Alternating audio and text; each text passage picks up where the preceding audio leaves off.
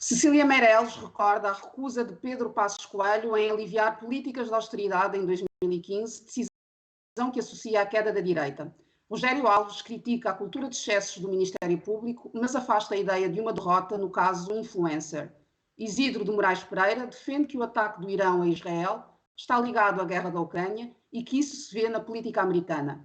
Neste episódio analisamos ainda, na rúbrica Papel Selado, como a Alemanha continua a cancelar quem se posiciona em defesa da Palestina.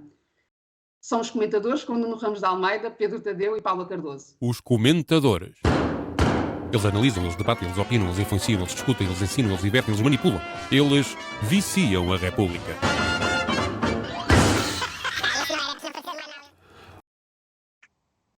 Ora viva, cá estamos para mais uma edição de Os Comentadores.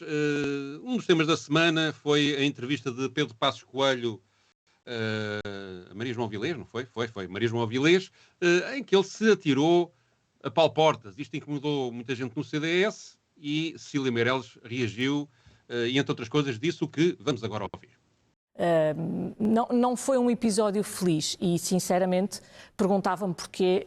Eu não percebo porque é que no momento em que a direita volta ao poder, depois de 8 anos de Partido Socialista e de geringonça, que Pedro Passos Coelho, eu dizia aqui na semana passada, ele tem todo o direito de dizer aquilo que entende, não está de maneira nenhuma diminuído politicamente, tem todo o direito de dar a sua opinião. O facto de a escolher dar sobre o passado e de a escolher dar nestes moldes, no momento em que depois de 8 anos a direita volta ao poder, a explicação para isso só ele a terá. Mas parece-lhe que há um objetivo político claro por parte de Pedro Passos Coelho neste reaparecimento? Como lhe podia dizer, ele não está de maneira nenhuma diminuído nos seus direitos políticos e no direito de dar opinião. Certamente compreenderá. Houve muitos momentos, por exemplo, eu lembro-me desse momento que ele refere da TSU das pensões, que é uma medida, aliás, se bem me lembro, que não foi para a frente, e ainda bem que não foi para a frente. Não sei se ele teria preferido a expressão corte das pensões, que era aquilo que era, o novo corte das pensões. Batemos contra ela. Pois sim. Não me parece que isso seja criticável, francamente. E acho, sobretudo, e também é uma reflexão que eu creio que devia ser feita, e eu digo isto com respeito porque eu percebo que é muito difícil tomar decisões e certamente para ele foi muito difícil tomá-las, mas não foi só para ele, foi para todos os que as estavam a tomar. E gostava de dizer isto. Eu lembro-me de em 2015 achar que era importante dar-se um sinal, por exemplo, de redução da sobretaxa, de começar a retirar a sobretaxa. Acho que esse sinal fiscal realmente, não apenas uma promessa, mas fazê-lo. Na altura, entendeu-se que não havia margem nem espaço para isso e o resultado eleitoral foi o que foi. É impossível fazer a história do que não aconteceu, mas nós nunca saberemos se essa e outras medidas tivessem sido tomadas, se aquele resultado eleitoral não teria sido diferente e se não teria havido outra maioria. E aí havia, sobretudo, responsabilidade de Pedro Passos Coelho. E olhando para o que aconteceu depois, em que a discussão era de ritmo, se retira mais depressa ou retira mais devagar, acho que se percebe que talvez tivesse havido espaço para uma decisão diferente. Nuno, o que achas desta lavagem de roupa suja sobre os tempos da Troika que esta entrevista de Passos Coelho suscitou? Eu acho a entrevista de Passos Coelho um bocado estranha, porque ele diz uma coisa que ele não sei se percebe o que é que está a dizer. Ele diz que a Troika o obrigou a que as coisas do acordo da Troika fossem assinadas por Paulo Portas. Ora, ele era o primeiro-ministro. Quer dizer que a Troika não acreditava na palavra dele e obrigava-o a assinar o Paulo Portas. Isto é, dizia como é que o Estado português tinha que comprometer e não era o seu responsável, o responsável do governo que assinava. Portanto, Passos Coelho está a dar uma lição chamando irresponsável a Paulo Portas, dizendo que a Troika não tinha confiança em Paulo Portas, mas na prática está a dizer que não era mais que um empregado de mesa da Troika, porque cumpria não só as diretivas por excesso, como ainda por cima se diziam, olha, tem que fazer o pino. Para quem? Ele fazia o pino. Neste caso, pôs Paulo Portas a assinar as coisas. Depois, as lágrimas de crocodilo sobre a política da Troika, eu não me recordo dessa oposição firme de defesa dos interesses dos trabalhadores portugueses durante o processo da Troika. Eu recordo-me, sim, que a 15 de setembro foram centenas de milhares de pessoas para a rua para contestar a política da Troika. E que foi isso e só isso, que suspendeu que a TSU paga pelos patrões tivesse que ser paga pelos trabalhadores. E este processo levou a uma grande contestação. Eu participei nas manifestações do que se lixa Troika e houve dezenas e dezenas de manifestações, duas delas particularmente gigantescas, a de 15 de setembro e a de 2 de março, em que as pessoas manifestaram a sua oposição. Aquilo que vem dizer Cecília Meirelles é que se o governo não tivesse sido mais longe que a Troika, provavelmente a direita não teria perdido as eleições. Mas o governo foi mais longe que a Troika por uma simples razão. É que a Troika foi a desculpa que o governo arranjou para cortar salários, privatizar empresas e fazer uma política neoliberal. A Europa é sempre uma desculpa e uma ajuda para que sejam executadas políticas de pensamento único, que são as políticas que dão dinheiro aos ricos e tiram dinheiro a quem trabalha. Paulo, achas que está a ser reescrita a história da Troika em Portugal? É isso que é uma parte desta operação? É o que está em causa? Eu espero que não esteja a ser, portanto, que a nossa memória consiga, de facto, preservar todo o dano que essa governação representou para o país e para aqueles que são os nossos direitos. Mas eu, antes de mais, entendo que estas declarações de Pedro Passos Coelho dão mais um contributo que tem vindo sempre da direita, não é? Para poluir o ambiente político, que está muito, muito, muito contaminado deste clima acusatório, deste contínuo exercício de apontar dedos, e que vai baixando o nível da discussão política, vai esvaziando o espaço para análise e debate das propostas, das medidas que decidem as nossas vidas, que importa de facto refletir sobre elas. E esta tendência para uma política de faca e de alguidar, não é? Anda de mãos dadas com esta corrida às audiências a qualquer custo. Isso para mim é evidente, não é? Esta conversa que houve no Observador, para mim também é reflexo disto, não é? Vale tudo, portanto a pessoa está ali ressentida, amargurada, vem despejar tudo aquilo que lhe vai na alma e não há aqui qualquer tipo de responsabilidade, de bom senso para fazer aqui alguma curadoria editorial. Mas isto é a minha opinião em relação a esta deriva que eu sinto que se observa. E depois, quantas divergências que a Cecília Meirelles aponta, não é? Que o CDS expressou na altura, não é? Em relação a esta questão da TSU, das pensões, enfim. Importa recordar, não é? Que depois de Paulo Portas ter apresentado a sua demissão, portanto, nesse contexto, não é? Referindo que a decisão, portanto, de sair seria irrevogável, que era irrevogável, ele volta atrás, não é? Ele volta atrás e regressa com uma posição reforçada no governo. Portanto, aparentemente, as divergências não eram assim tão estruturantes. Nessa questão de reescrever a história também importa trazer esse elemento, não é? Da oposição, que era tão tremenda, tão irreconciliável, que a pessoa diz que vai sair e que depois volta com mais peso naquela que era a estrutura do governo. Eu vou contar um episódio, não sei se já contei isto aqui, mas entrevistei aqui há tempos o Silva Peneda, que era do PSD e que na altura da Troika era o presidente do Conselho Económico e Social, que me contou um episódio, numa entrevista que eu lhe fiz, em que, precisamente por causa da taxa social única, pediu, em nome do Conselho Económico e Social, uma reunião com os elementos da Troika que estavam cá em Portugal, com a presença de Carlos Moedas, que era o secretário de Estado dos Assuntos Europeus, porque todos os parceiros sociais contestaram, inclusive até o patronato, a partir de certa altura, inicialmente não foi bem assim, mas estavam contra a medida. E ele foi lá à reunião e, segundo ele, é o relato que eu tenho é dele, atirou-se à Troika e às medidas da Troika e ao excesso de austeridade e não sei o que mais. Segundo ele, fez um filme que os tipos da Troika ficaram chocados, responderam torto e foram-se embora com um ar muito chateado. E Carlos Moedas acompanhou os senhores até à porta, fechou a porta e virou-se para Silva Peneda e diz: isto era tão preciso, ninguém lhes falou até agora assim, era preciso alguém em Portugal conseguir falar aos membros da Troika desta maneira. Aliás, o Silva Peneda ficou tão embaraçado que resolveu telefonar a Cavaco Silva, Presidente da República, a contar que tinha dado uma descasca nos elementos da Troika e estava preocupado se isso não iria causar um embaraço a Portugal. E o próprio Cavaco Silva, segundo Silva Peneda, respondeu-lhe: não, fez muito bem, porque isto é preciso alguém, de facto, fazer alguma frente, ninguém fala a sério com eles. Ainda bem, obrigado. Ou seja, isto é a caricatura do que se passou naquele tempo. A Troika chegou cá e fez tudo o que quis, e Passos Coelho, e Paulo Portas, e toda aquela gente alinhou pacificamente em todas essas medidas, que aliás tiveram uma consequência que a gente pode ver de uma forma estatística muito facilmente.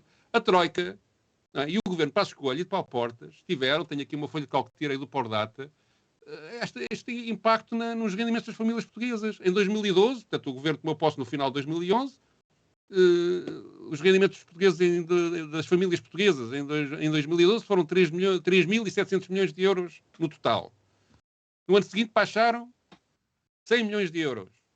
No ano seguinte subiram um bocadinho, depois baixaram mais 250 milhões de euros. E em 2016 baixaram ainda mais. O governo caiu em novembro de 2015, os efeitos das suas medidas ainda se prolongaram para o ano seguinte, baixaram ainda mais uns milhões de euros. Portanto, foi sempre a baixar de rendimentos, com, entretanto, o custo de vida a subir e a piorar. E este foi o efeito que a Troika teve em Portugal e, portanto, agora tentar reescrever isso de outra forma e que, aliás, acho muito curioso a Cília Meirelles dizer no final que se tivesse implementado medidas anti-austeridade, que o resultado da direita seria outro. Mas não implementaram e criticaram muito o governo seguinte por o fazer. Quer dizer, diziam que vinha aí o diabo e que Portugal ia cair na ruína e que ia ser uma desgraça. Portanto, mesmo quando começaram a ser aplicadas, e o CDS acompanhou estas posições, e portanto, mesmo quando começaram a ser aplicadas as medidas que iam reverter de alguma forma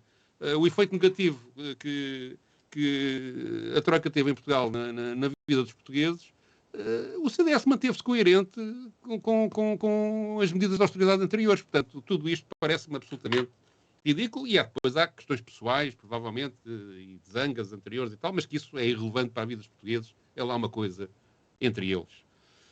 Bom, mudando de assunto... É que tu te esqueceste que falaste do Silva Peneda, mas esqueceste do português que teve uma atitude mais sensata, que foi o carteirista do 28 que roubou a carteira a um elemento da Troika de visita. Vingou a pátria. Esqueceste desse. Não sabemos o nome dele. É um herói desconhecido. Mas... É um herói desconhecido. Esse sim defendeu os interesses de Portugal e do seu próprio bolso, já agora.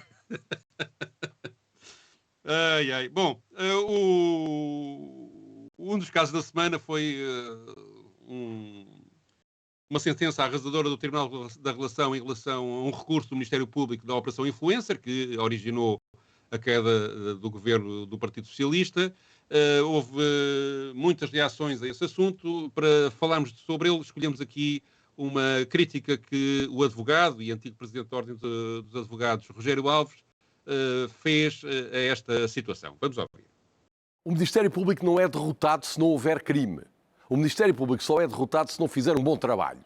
Mas fez um bom trabalho, no seu entender? Ainda tem tempo para corrigir o tiro. Mas o do que fez até agora? O que fez até agora parece-me que com os elementos que tinha, pelo menos não poderia ou não tinha fundamento para promover as detenções e muito menos para pedir a prisão preventiva. Aliás, este acordo do Tribunal da Relação tem de analisar basicamente duas coisas. A primeira, havia ou não havia indícios fortes da prática de crimes dolosos punidos com uma determinada pena? O Tribunal diz não havia. Depois tinha de analisar uma segunda coisa, que é muito dependente da primeira, se houvesse esses indícios, que medidas de coação deveriam ser aplicadas. E mesmo aí o Tribunal da Relação vem dizer que há sempre um excesso, não se pode aplicar prisão preventiva com base, por exemplo, no perigo de fuga, fundamentando com o facto da pessoa ter relações com um país estrangeiro. Toda a gente pode fugir. Tem de ser mais preciso. Quando se diz que há alguém, ou que relativamente a alguém que há perigo de fuga, tem de se explicar concretamente, com elementos de prova, porque é que se acha que há perigo de fuga. Não basta dizer, porque pode fugir, porque um dia levanta-se e vou fugir. Pronto, então se estiver preso já não foge. É este tipo de abordagem que, do meu ponto de vista, tem uma cultura de excesso que deveria ser abordada num diálogo civilizado e democrático, com uma instituição essencialíssima para a democracia e que está cheia de gente muito competente, que é o Ministério Público. Paulo Cardoso, achas que o Ministério Público está a abusar? Achas que os políticos devem intervir ou deve-se continuar a tentar separar o que é da política, o que é da política, o que é da justiça, o que é da justiça? A questão é que essa promiscuidade já lá está, não é? existe a separação de poderes e eu defendo que ela deva continuar a existir, mas aqui, quando estamos a falar em derrota, não é? E o Rogério Alves começa justamente por aí, porque os comentários que se seguiram a esse acórdão da relação apontam todos, não é? Ou quase todos, a esmagadora maioria, utiliza esta terminologia, né? A terminologia da derrota, portanto, falando aqui, utilizando também aqui uma série de metáforas desportivas. A questão é que a derrota na perspectiva de quem, não é? Porque o governo de maioria absoluta caiu a partir da atuação do Ministério Público, que para mim, enfim, houve aqui um golpe institucional que me parece que era um fim em si mesmo. Portanto, nessa ótica, para mim não houve derrota da parte de quem promoveu exatamente aquilo que depois acabou por acontecer e que nos coloca no estado em que estamos. Agora, à luz daquilo que se espera do Ministério Público, é evidente que o acordo da relação foi conhecido esta semana, arrasa a Operação Influencer. Já falamos aqui muito sobre a espetacularidade mediática associada a estes processos, não é? Aquela ideia de que estamos sempre perante crimes gravíssimos, que depois dão em nada, também criando esta ideia de que há uma impunidade generalizada, quando o problema começa muito atrás, e o que eu achei profundamente preocupante naquela que foi a leitura do acórdão que fui fazendo a partir de uma série de notícias, é justamente aquilo que é apontado, que é esta questão de que está-se a confundir factos com escutas, portanto mete-se tudo no mesmo barulho, com notícias de jornais, que até fala-se em 1000 e tal páginas, não é? Com uma série de recortes retirados da imprensa. A relação que esteve aqui a apreciar as medidas de coação aplicadas aos arguidos, especulações, né? Portanto, que há aqui especulações a partir de conversas telefónicas, que há expressões muito vagas, que há inaptidão, fala-se também em falta de objetividade, e depois no meio disto tudo ainda gabe o empenho do Galamba, portanto, nestas negociações. E lá está, conforme nós também já apreciamos aqui muitas vezes, este caso agravou, que já se vem há décadas na Justiça, mas tendo em conta o impacto político deste processo em concreto e toda a forma como ele está a ser gerido, até as declarações da própria Procuradora-Geral da República, eu não vejo que ela tenha condições para continuar. Eu acho que já deveria ter saído.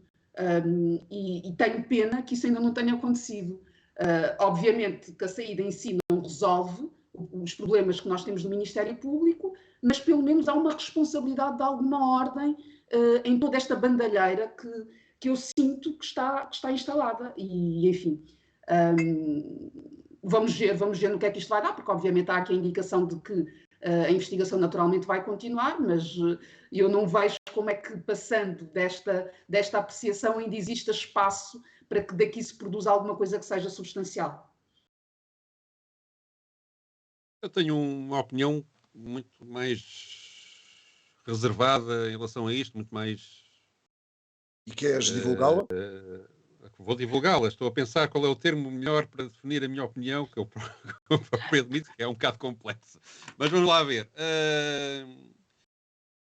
Eu acho que pior que ter uma queda de um governo e que suscitam umas eleições em que, digamos, as instituições democráticas funcionam, independentemente das razões da queda do governo terem sido legítimas ou resultado de uma conspiração, ou fosse o que fosse, a verdade é que houve umas eleições que correram normalmente, e foi eleito um governo, infelizmente é o governo que é, mas, enfim, do que destruir o Ministério Público. Ou seja, acho que destruir o Ministério Público é o pior que se pode fazer nesta altura. E, portanto, receio muito que esta onda de protestos legítimos, digamos, o que é descrito pela Paula é razoável do ponto de vista da verificação dos factos, não tenho dúvidas nenhumas em relação a isso. Aquilo que o Ministério Público há anos faz, e eu próprio tenho denunciado isso inúmeras vezes com intensidade, é inaceitável num Estado democrático, quer em relação a estas pessoas que estão mais sob o foco mediático, sejam os políticos, sei lá, estou-me a lembrar do caso médico, não tinha diretamente a ver com políticos, embora aí fosse uma coisa mais da judiciária, mas o processo Casa Pia, etc, tudo isso suscitou comportamentos no Ministério Público que, do ponto de vista de um Estado democrático, são absolutamente duvidosos e condenáveis. E não respeitam sequer a Constituição, os princípios gerais da Constituição.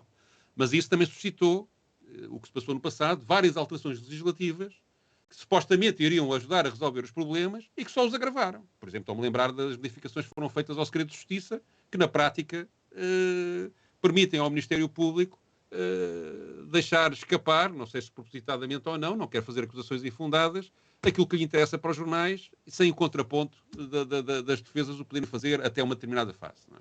E, portanto, é evidente que é impossível que os julgamentos mediáticos sejam feitos num tempo tão lento quanto é o julgamento da Justiça, e ainda bem, acho que a Justiça deve demorar o seu tempo até chegar às suas conclusões, mas para o julgamento mediático ser bem feito, a partir do momento em que a televisão filma umas buscas ou a detenção de alguém, é absurdo manter-se o segredo de justiça e não permitir aos jornalistas e às próprias pessoas envolvidas no processo acederem a todos os dados que lá estão para que o julgamento mediático seja feito com o mínimo de equilíbrio.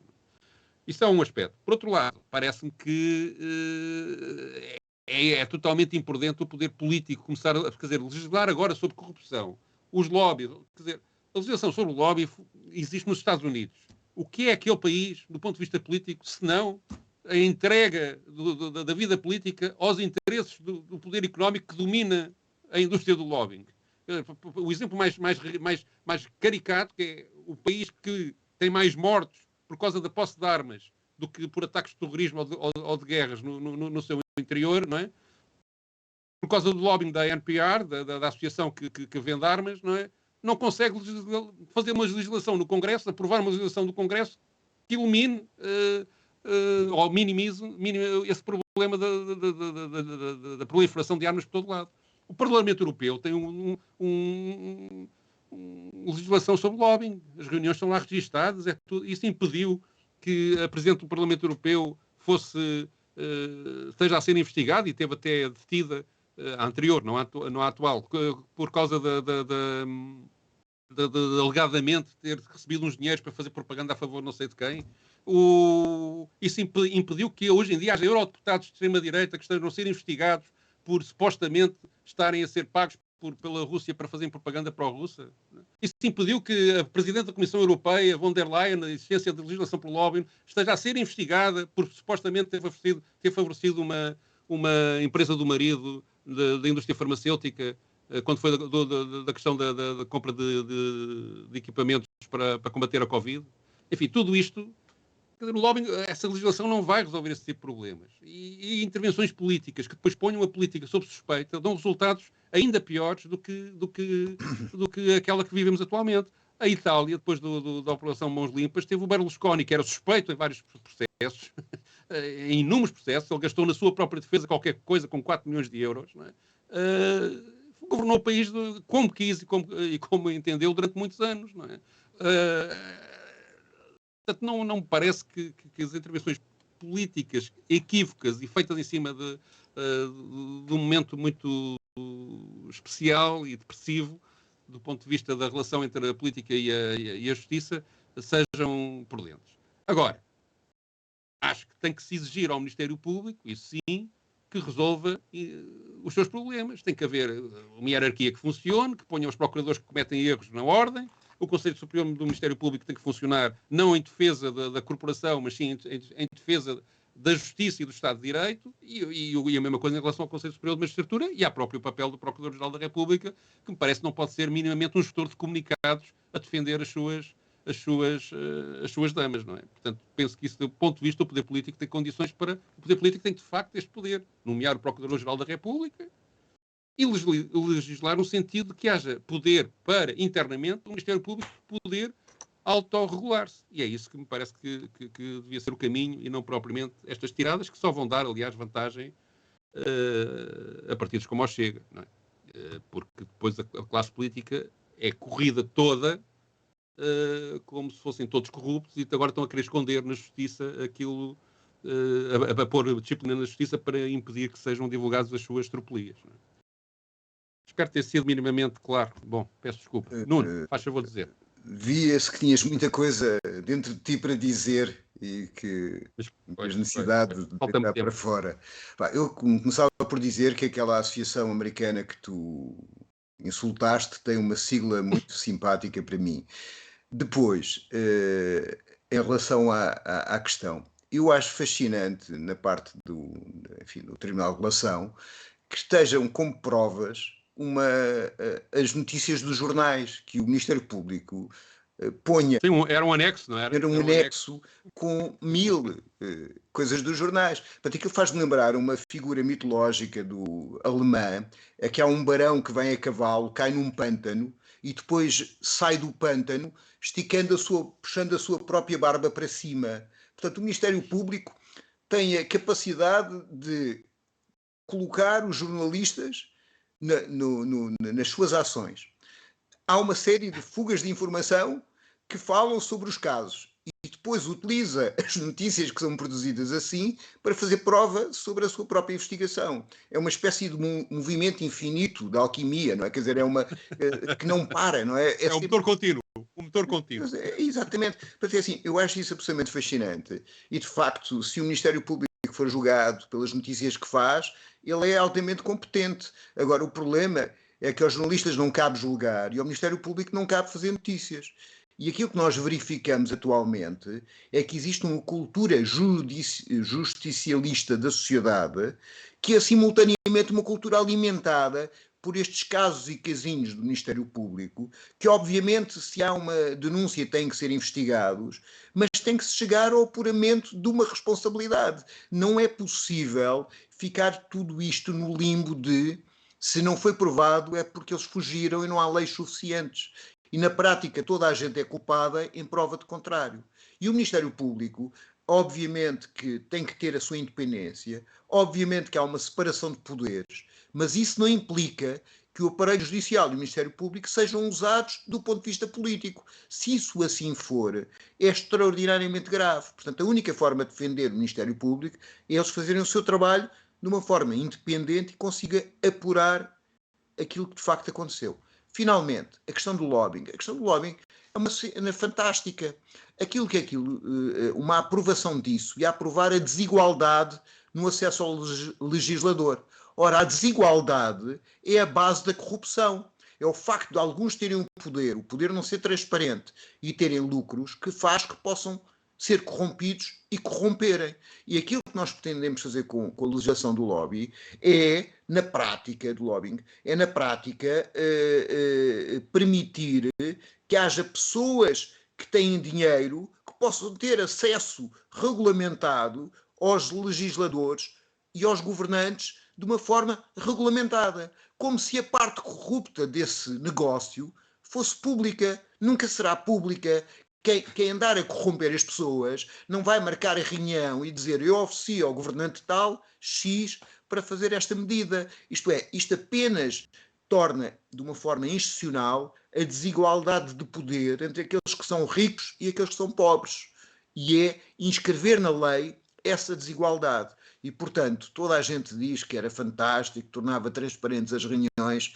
E eu só quero dizer, como disse o Pedro, que eu uma vez comentei isso na SIC, quando me disseram que o Chega seria apoiado pelo Putin, eu disse, bom, até que, e por isso não declarava os donativos individuais, respondi, até pode ser apoiado pelo Putin, mas duvido que lá inscrevesse o nome nos donativos individuais legais para o Tribunal Constitucional se o fizesse. E, portanto, esta é um pouco a questão. Portanto, acho que esta questão da justiça tem que ser discutida no seu âmbito. A justiça devia ser maior igualdade para aqueles que procuram justiça. A justiça devia ser eficiente e, simultaneamente, acho que a questão da corrupção devia ser vista na forma como a economia funciona. Nós temos uma economia em que o capitalismo é um capitalismo rentista ligado a benesses do Estado e esta forma económica de um capitalismo privado a viver à conta do Estado é o pasto da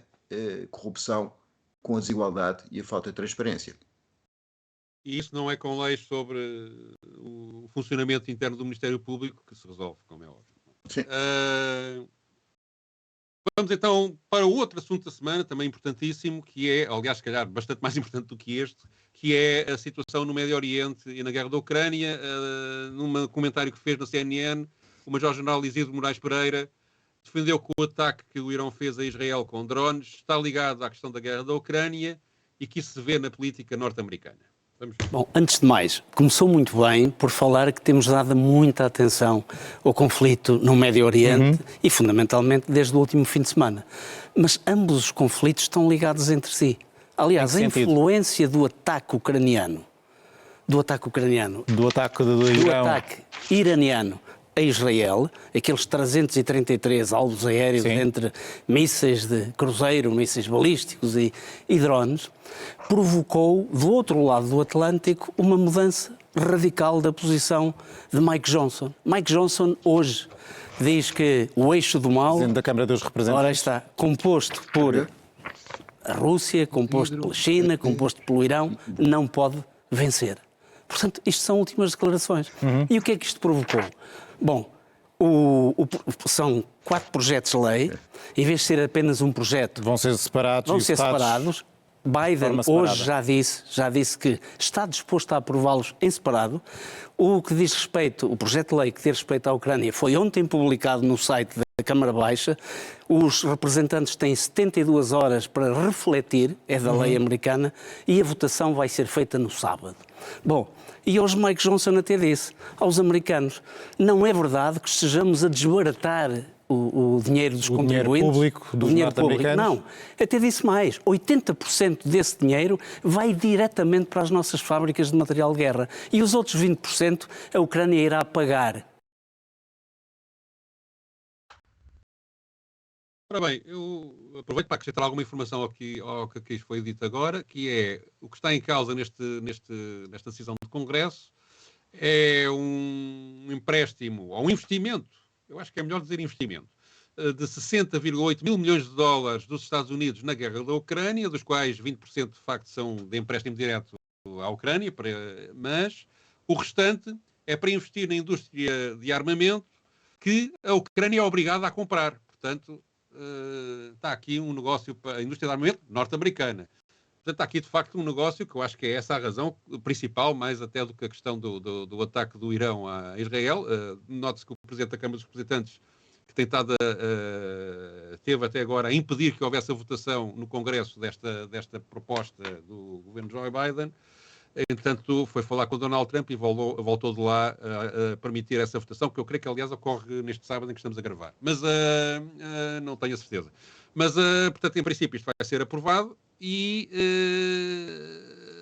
é uma escalada da guerra e é também uma ilustração lapidar e assumida de como se transforma uma guerra num ativo económico para os Estados Unidos e como andamos todos aqui a alimentar isto com, entretanto, milhões de mortos, ou pelo menos centenas de milhares de mortos, provavelmente, em todos os lados. Sendo que a situação da duplicidade de critérios, nosso Major-General Isidro é habitualmente muito defensor, é praticamente o propagandista da guerra da NATO na Ucrânia e diz coisas absolutamente tecnicamente certas do ponto de vista militar, mas do ponto de vista de análise política muito, muito enviesadas, mas acaba por deixar escapar transparentemente e achar normal que se transforme uma guerra numa coisa de tráfico e de impulso económico para os Estados Unidos e até de certa forma parecer saudar isso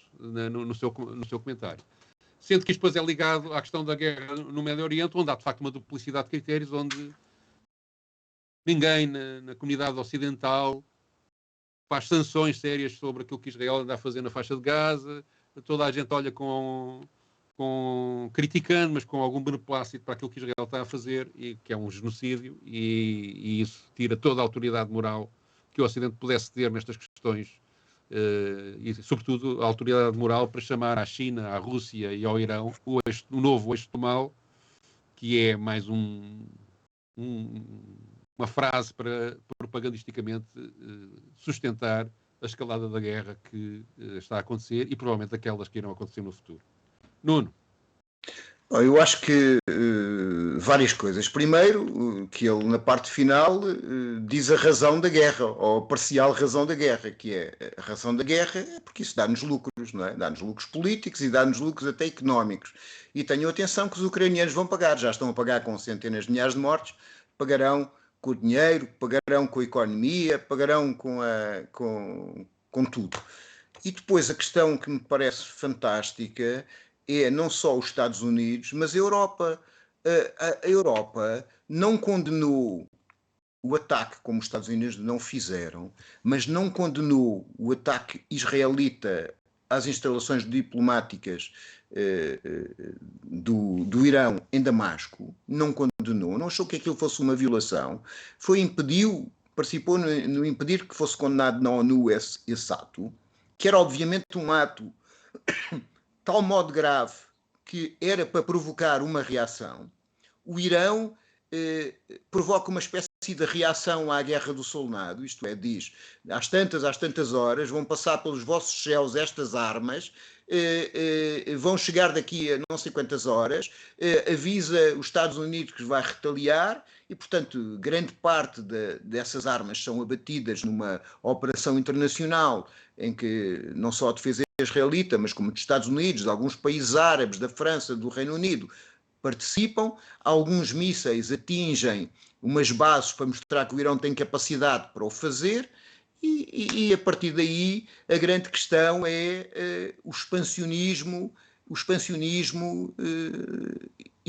iraniano e a ameaça à paz iraniana, quando Israel, para além de massacrar da forma que nós vemos os palestinianos, sem nenhuma condenação da Presidente da Comissão Europeia, Ursula von der Leyen, não condena, está sempre ao lado de Israel. O que é que faz Israel? Bombardeia o Iraque, bombardeou o Líbano, bombardeou a Síria, só durante este período, e agora o Irão, e não vemos nenhuma reação.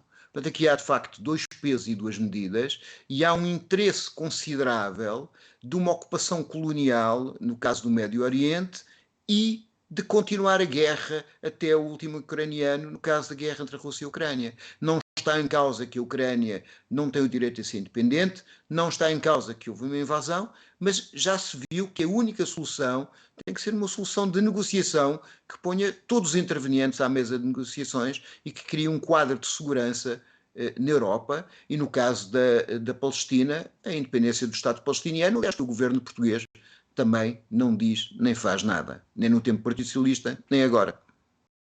Agora, os norte-americanos acabaram de chumbar no Conselho de Segurança uma declaração a favor da independência do reconhecimento da entrada da Palestina, do reconhecimento da Palestina como independente.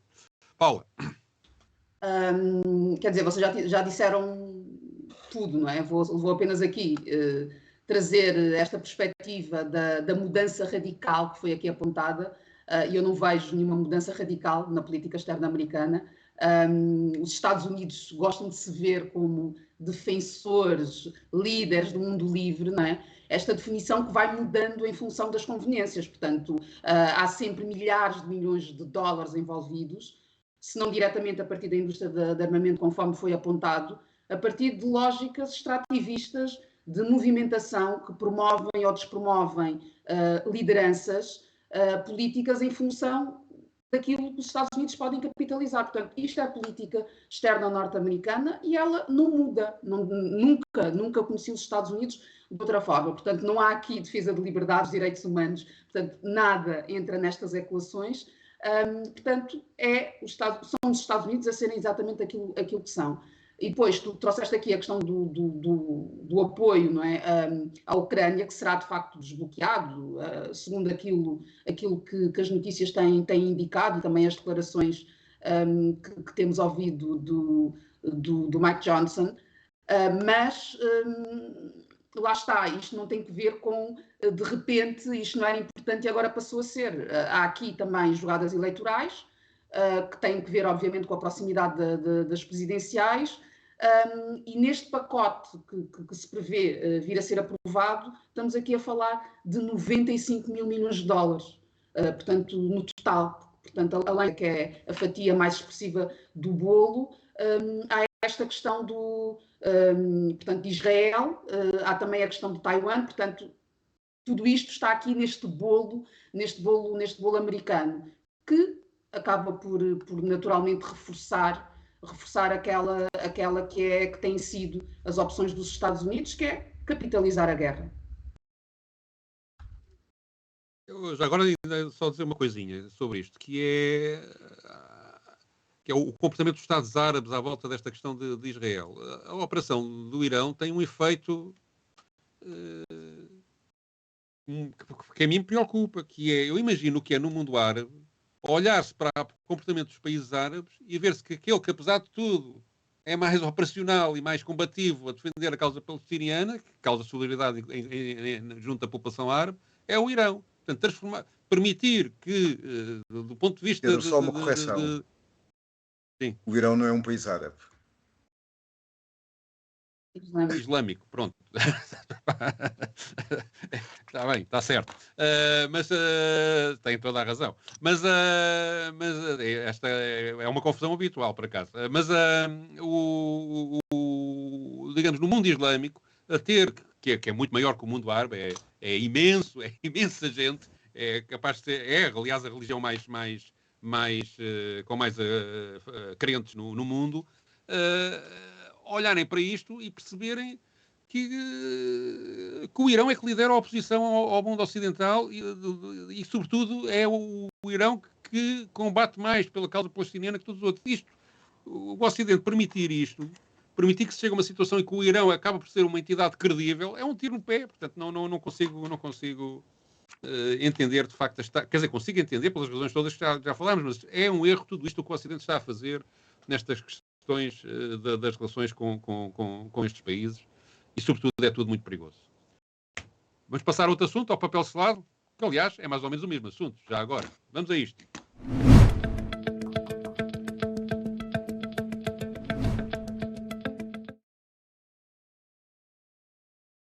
E tem, de facto, a ver com este assunto uma filósofa, Nancy Fraser, que estava convidada para participar numa palestra na Universidade de Colónia, na Alemanha, foi cancelada porque é a favor da causa da Palestina.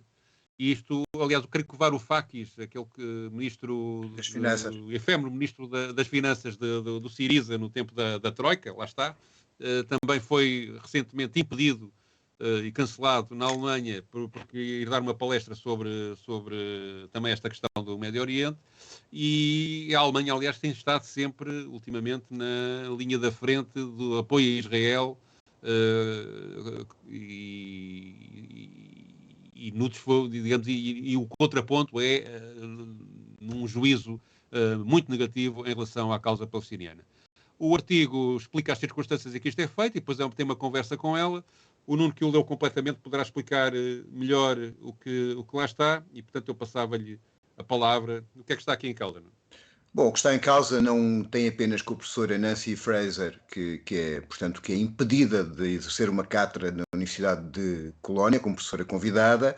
Também temos, no caso, não na Alemanha, o caso de Jodi Dean, que também é pressões para ser corrida de lecionar nas universidades. Tivemos